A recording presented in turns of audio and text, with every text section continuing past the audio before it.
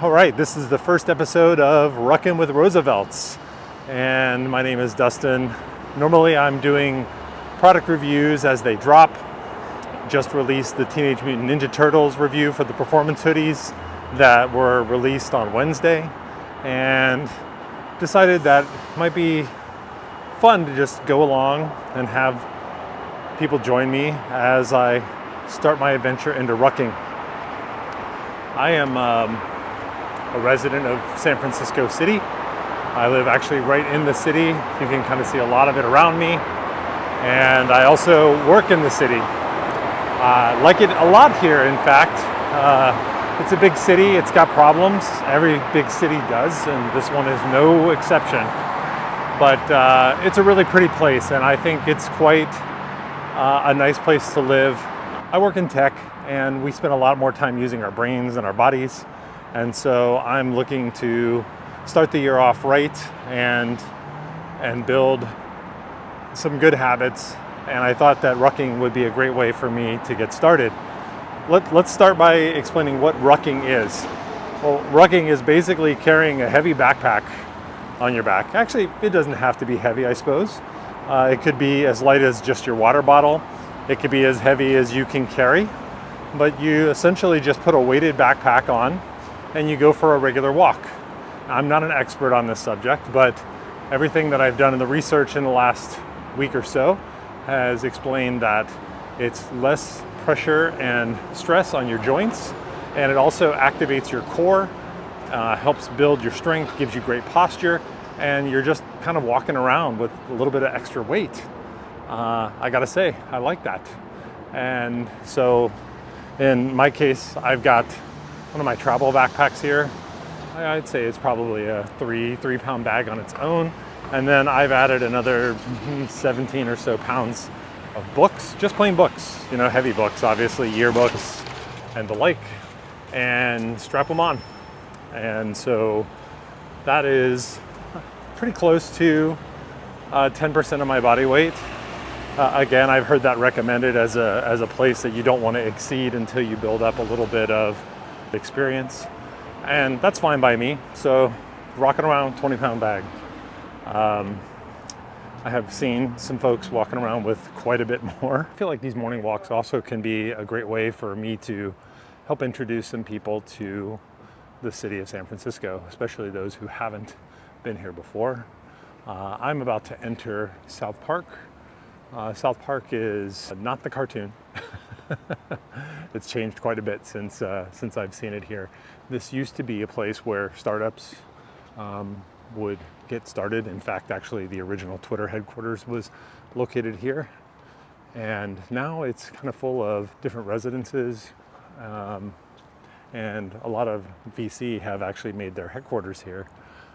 There's a lot of nice kind of buildings. You can see the facades here at least vaguely call back to the Victorian exterior, especially because these are, a lot of cases, historical buildings. I'll swing around on the other side here. But for the most part, this is a nice little park. Not that long ago, they went through and completely redid this whole place. And in fact, actually the entire layout of the park. We'll see that in just a second when we walk through here. It's a nice little place to walk through in the morning. I had a dog who recently passed away the week before Thanksgiving, which really sucked. His name was Gizmo, and he used to love to frolic around in the grass here and to kind of play. There's lots of other dogs here this morning.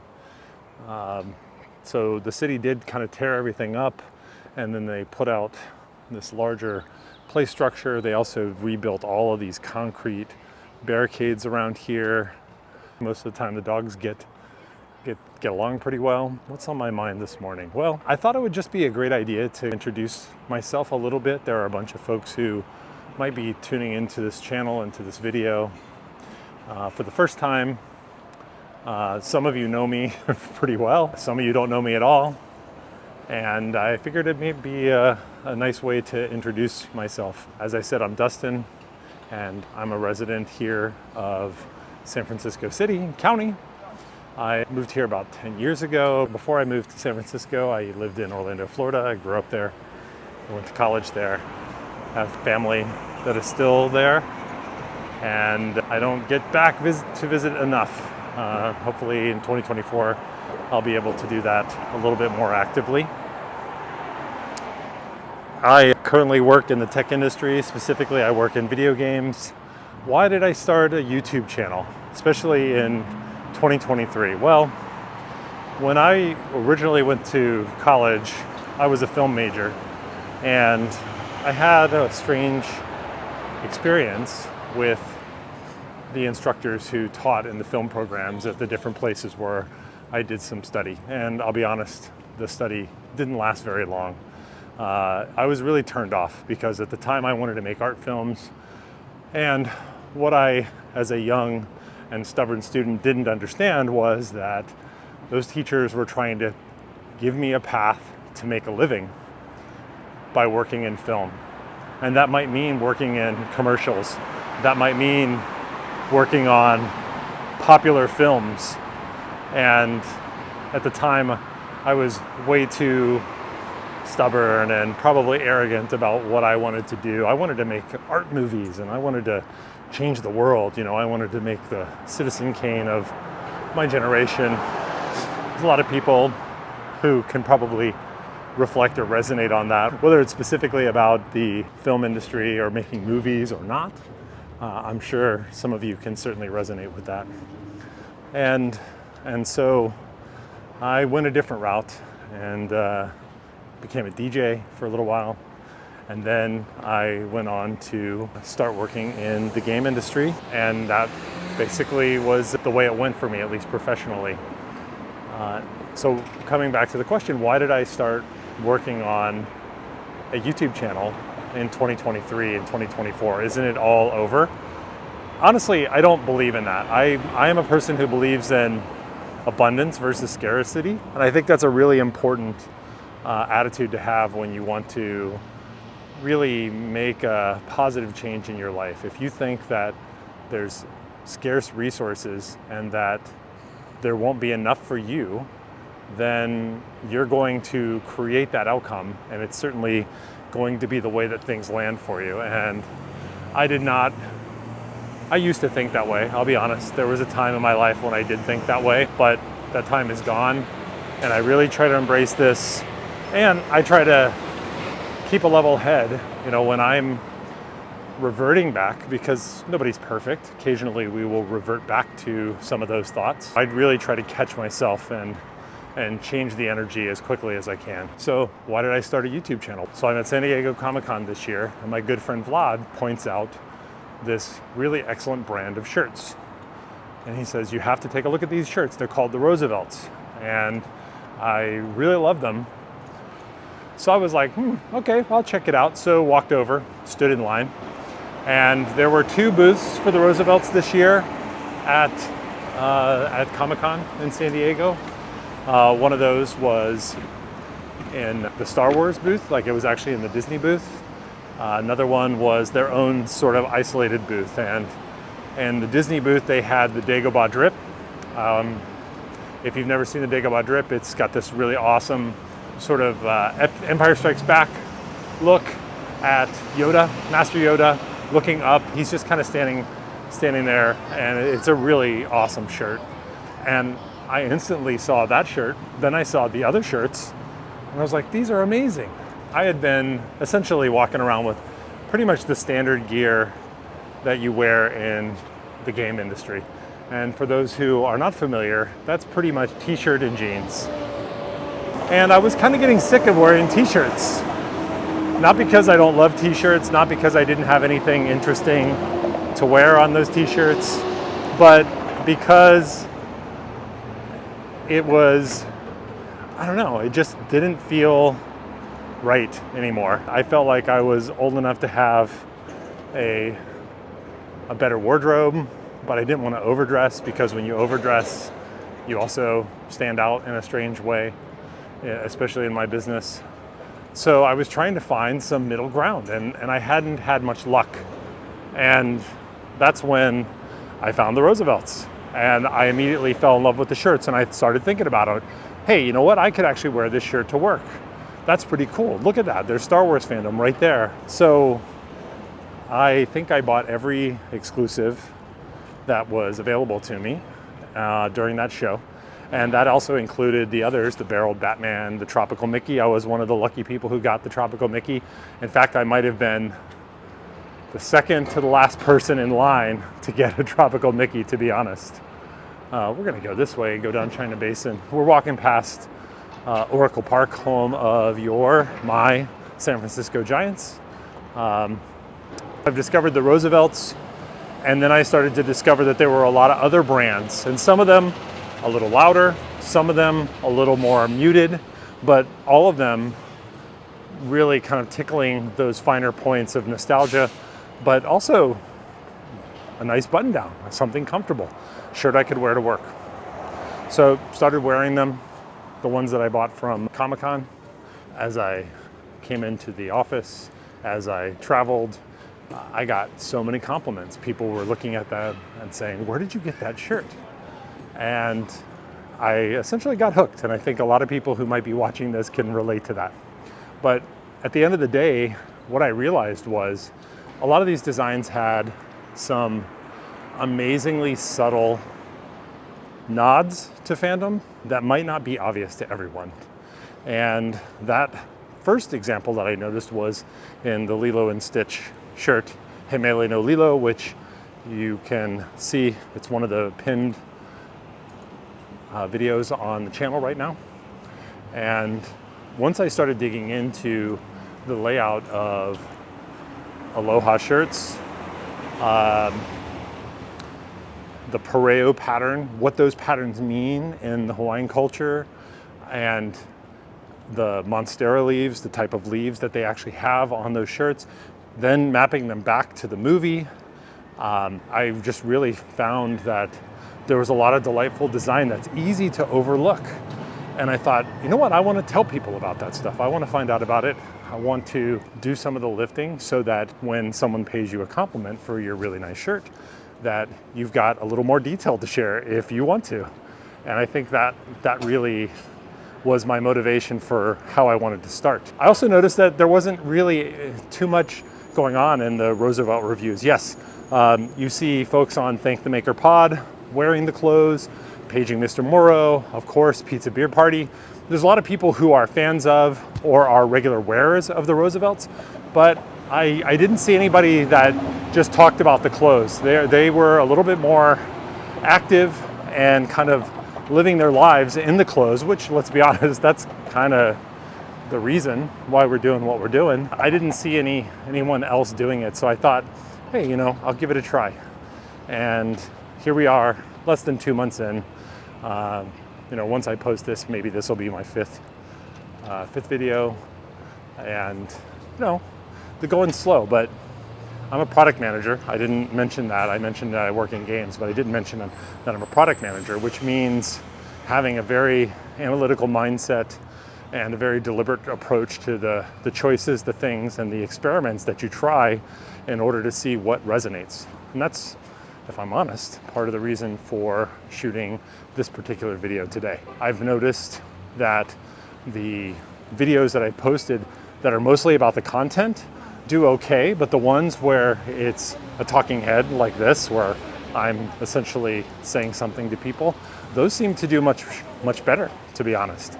So maybe this is the kind of content that people need, and the other kind of content can be fun stuff from time to time, but that's what I'm looking to find out. So, share your ideas and thoughts. Is this kind of fun?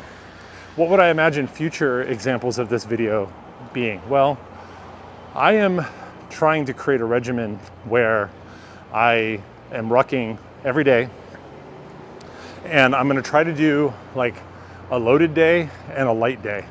And I've done this now for exactly 2 days. So this is day 3rd, and today is the loaded day. So as I mentioned earlier, I've got the 20-pound bag, and it's not too bad. It's not bothering me at all. I can feel my core is activated.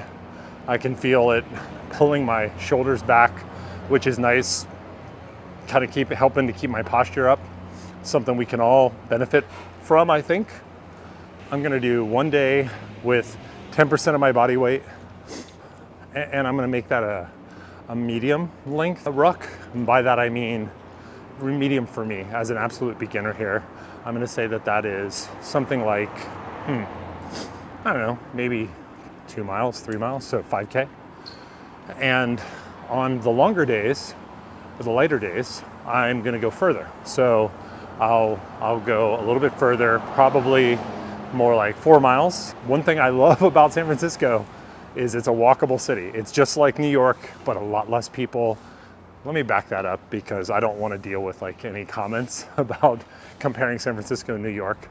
There are way fewer people in San Francisco than in New York, so it's not as crowded. But what I mean to say is that it's very walkable. So I am the kind of person who likes to get this stuff done early in the day. Later on today, there's a Fantasia drop happening at noon, and I'll be recording and posting my reaction review video. I'm going to try to do that extremely quickly because I think people are going to want to know if they should buy them. I hope that they have a lot of stock. You know, the Series 4 of the D100 line, for those of you who are familiar, that one did not sell out, which is pretty cool. Okay, so here's one of the areas of San Francisco that you don't see all that often. So, you know, we're in this kind of nice park. Let's see if I can show you. So if you can see down that way, that's a drawbridge and Oracle Park. So you can see the ballpark, you can see the sign and the clock there and cars driving across that little drawbridge there. That's pretty cool. And then over this way, you've got the freeway. I should know which one that is, but I don't have a car. So I don't pay that close attention. I know the 101, and that is not the 101. And then if you look here, you've got a lot of nice little cute houseboats all the way down the water. So you can see all of these down here are all nice little houseboats. And most of them have a little boat connected to them. It's pretty nice, it's pretty cute. I don't know that I'd want to live in one of those, but you know, it's not the worst. If we go further down there, we get closer to this area that people use for recreation. There's usually like, I don't know, I want to say rave events, or if you're familiar with Burning Man, oh, the sun just like really right there. Use my head to block the sun out of the camera. Burning Man, they have a lot of DJ group events and things like that they host down there, and it can be all day parties. So that can be a lot of fun. I haven't been in quite a while, but we're gonna walk right back along the water. This area is, I guess this area I'm in right now is China Basin. If you go just across that water, that is Mission Bay. And there's a lot of apartments over there. It's pretty nice. Okay, so coming back to the content question, I'm really just trying to figure out, you know, how can I serve a community of people? That should be the first and foremost goal that people are looking towards, right? It's not just about getting views, not about trying to make a bunch of money or anything along those lines. That's the last thing on my mind right now. It's just really to serve a community and to really benefit from that community's insights, to create a safe space for other people to share challenges and their thoughts. And it all kind of centers around the fandom and some of the memories that we carry forward into our adult lives as the impetus for connection, really. That's really how I see it, you know. The different wearable fandom is not about just the clothes. It's about how the clothes connect you to community, how they connect you to your own history, how you can connect to others and really learn, grow, and honestly just enjoy the very, very short time that we have on the planet. And that's my ambition. It might be a natural question to ask, well, would you do this full-time? Are you trying to become a full-time influencer? And in truth, no, that's not my goal. It might be a result if essentially that's what the community needs in terms of service, then I could certainly see myself doing that. It'd be kind of tricky. You know, you can imagine people who, of course, the top 1% of creators they make a whole lot of money. Oh my gosh, so much money, right?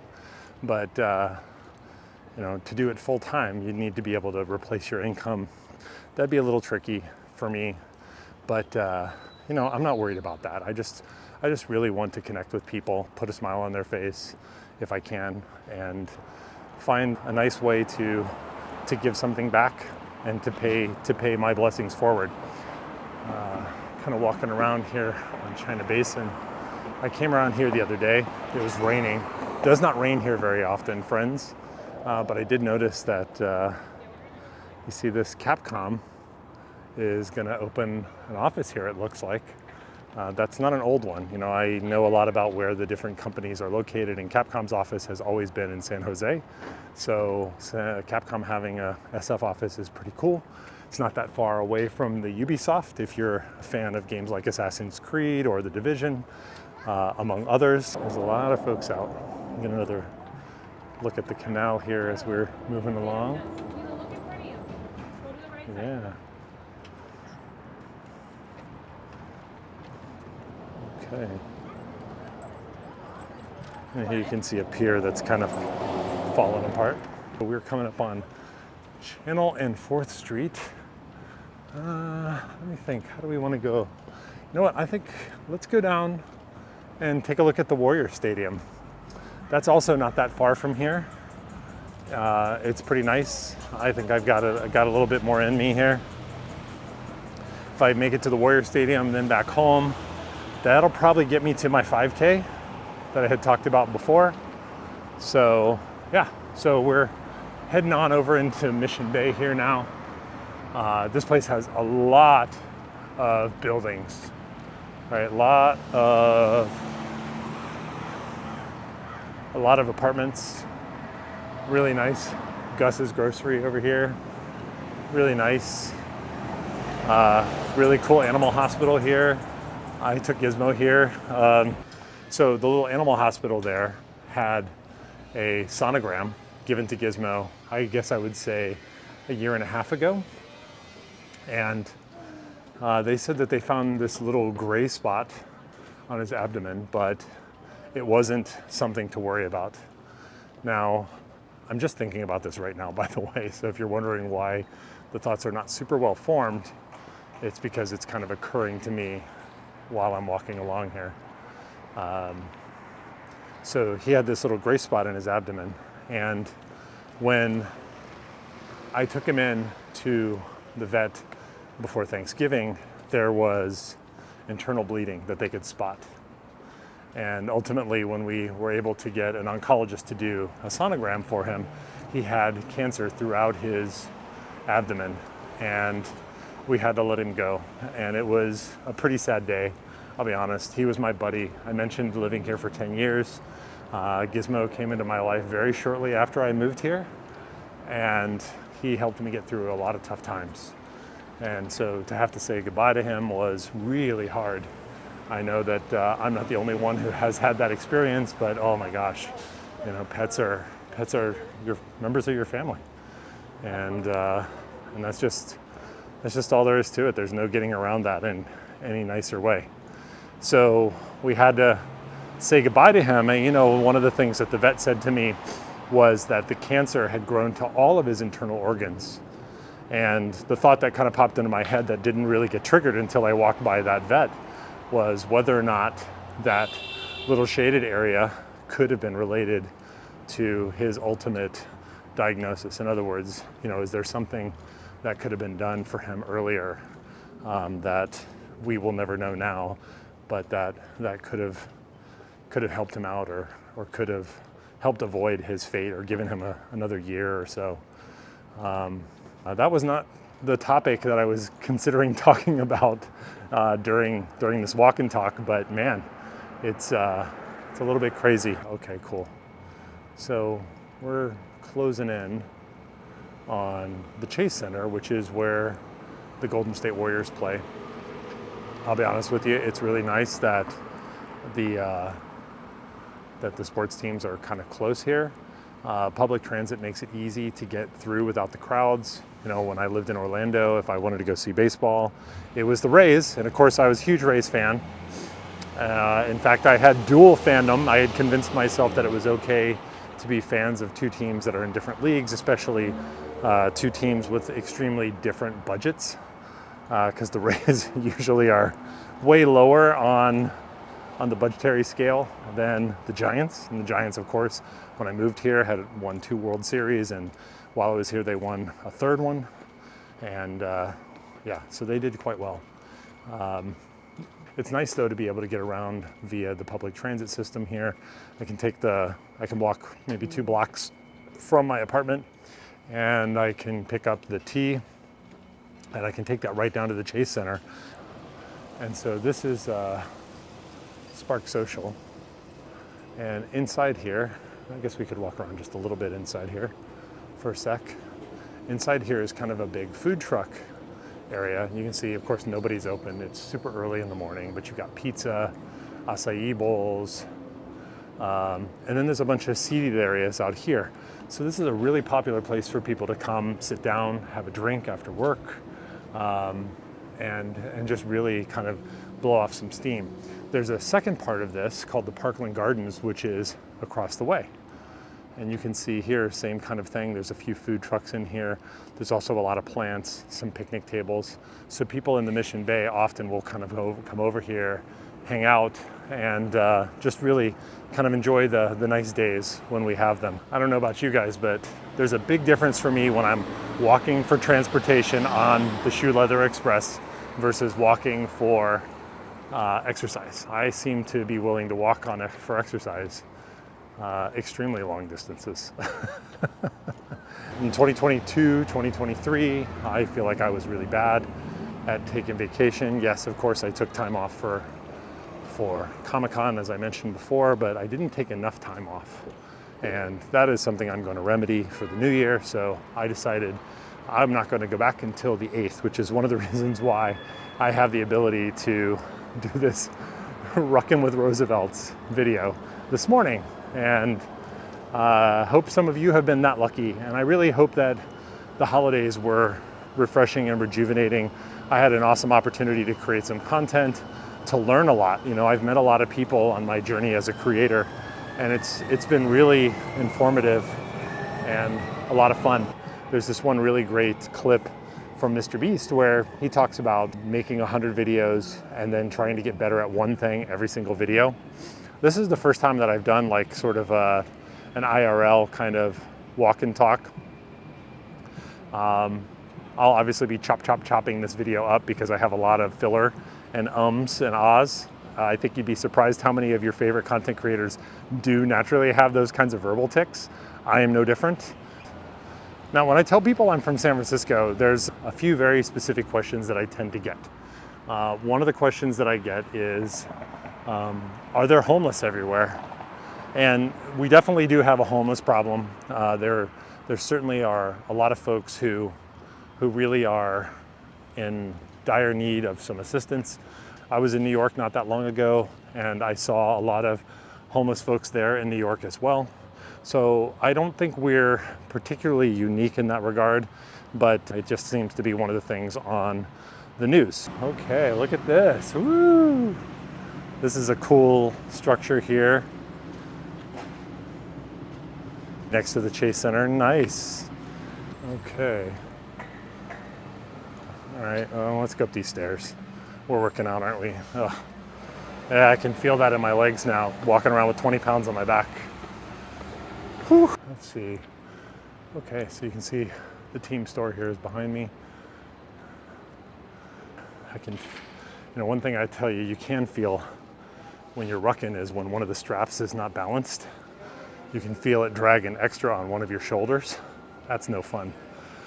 This team store here is huge though. It goes from all the way back there at that corner, and then the Warrior shop is all the way down here again. Lots of jerseys. Very proud team here. Warriors have been fantastic for quite a while now. Unbelievable. They're not the team that they were back when I first started watching basketball. And here we are at the main entrance, and I said there's a giant Christmas tree. And that's a nice tree. You can see the Warriors colors here and the ornaments looking pretty. So some of the questions I get when I tell people I'm from San Francisco, aren't you afraid of earthquakes? Well, I grew up in a place where there are hurricanes, and hurricanes did more damage to my property than earthquakes ever have. So to be honest, I am not super worried about it. You know, I used to think about it, and when you look at the reports for earthquakes, you can check it out on Twitter. There is a Twitter account that is the US Geological Services. Every time there's a seismological event, they will report it no matter how small. And then when you find out exactly how many little tiny earthquakes there are every day, you realize that if it's gonna happen, it's gonna happen. And I will say this though, I'm not worried about it every day, but I do think about it when looking for a place to live. I found one of the places where the building is on bedrock as opposed to on sort of a reclaimed beach, which a lot of this area where we're walking right now is what they call the liquefaction zone. Liquefaction is essentially that the sand and the ground at a certain harmonic, the actual soil will feel more like quicksand or like water than it would actually feel like tangible terra firma. Now, when they build these buildings, they put the pillars and posts down super, super low structurally. Like there's a lot of advancements in how people create buildings. So I'm not super worried about the big buildings, but the roads, the sidewalks, the parks, all the connecting structures, you know, those are going to be in trouble if we have a really big one. And really, what am I talking about? When we have a really big one, of course there's going to be a really big earthquake here. It's just not something you think about, to be honest. So that's my answer about earthquakes. I do tell people that at least with hurricanes, you got a week notice and you could leave town. Okay, what's another question I get? What's the difference between East Coast, West Coast? West Coast is really chill by comparison. You know, growing up in the South, I would say that people in the South are pretty chill. All told, there is another gear in the chill gear shaft, and that is the West Coast Cali vibes. People here are super relaxed, maybe too relaxed, honestly. Oh, here's our sun again. We might have to turn off the street here and avoid walking directly with the sun at our back. Not that I mind walking with the sun at my back, but man, what the heck, huh? So as I was saying, there's another gear in the chill gearbox. And when I think about growing up in the South, where people were pretty relaxed, pretty easygoing, California is another downshift on chill. People here are really cool and they are really understanding. They're not always super hospitable because, to be honest, when you think about the major transplants, the major cities here have a lot of transplants. You get people coming into the Bay Area, they're here for work, maybe for a year or two, and then they leave, go somewhere else. Sacramento, of course, Los Angeles, Orange County, a lot of people don't stay here. And so the initial kind of resistance to getting close to people, I think, is more connected to the frequency of the transplants than it is necessarily kind of just a general unfriendliness. That's one thing I would note about the difference between East Coast and West Coast. What else? Dogs on leashes versus off leashes. East Coast, nobody lets their dog off leash. West Coast, when you're at a park, people will let their dogs off leashes. Now, I do know that people will allow their dogs off leashes on the East Coast at dog parks and places that are enclosed so that people can let their dogs frolic and play. That does happen. But here, my friends, lots of people walking with no leash. I used to even let Gizmo walk down along the Embarcadero, which maybe we'll go for a walk on next time. I used to let Gizmo walk down there, and he used to love it. So that's one thing that I notice, like people on the East Coast are uptight about dogs, and that's a huge difference between them. what else? What else would I say? Difference between East Coast. I think that, you know, the major differences between at least my experience growing up in Florida and where I live now is elevation. And that's gonna sound like a little bit of a cop-out, but I don't care. I can see mountains from my window. And you know what I can see from Florida? 7-Eleven, or or insert Darden chain restaurant, right? Or if I live out on I Drive, you know, I can see tourists, or I can see a lot of shopping malls and strip malls. I love that I can go to mountains. I love that I can get to skiing, which I've done a couple of times. I need to do that more often. Those of you who are from Central Florida will be familiar with the community of Mount Dora. Mount Dora, yes, Mount Dora. Not much of a mount in Mount Dora. The mounting that goes on in Mount Dora is studying for Kentucky Derby and just sort of thoroughbred racehorses. There's a lot of them that live up there in pure bliss, or should I say they train up there. If you want to know how I know about that stuff, you can ask me when you see me at an event or something along those lines. My original goal for this video was to just get out, talk a little bit about rucking, get some miles in ahead of the rest of my day. You know, if you've watched this far, I hope that you've enjoyed it. Have I said anything provocative? What would you like me to talk about next time? I think absent any suggestions from comments, I'm just going to record and talk about whatever's on my mind, which is quite often a lot, to be honest. I, like everybody else, have a lot of thoughts going on. It's nice to be able to just have a cathartic activity to get out and do a walk and talk, or should I say a ruck and talk, a ruck and talk. I want to also invite you to take a look at some of my other videos and honestly give some feedback. You know, what can I do to make these videos more valuable for you? Do you want to see me cover different brands other than the Roosevelts? Do you want to talk about other things? What about this ruck and walk stuff? You know, is this kind of fun just to have a nice little talk along? Above all, please, you know, like and subscribe. I'm a brand new creator, just starting my journey, and I hope that I've at least put a smile on your face or giving you something to think about today. So with that, I'm going to sign off from Wearable Fandom, and we'll see you next time. Bye, everyone.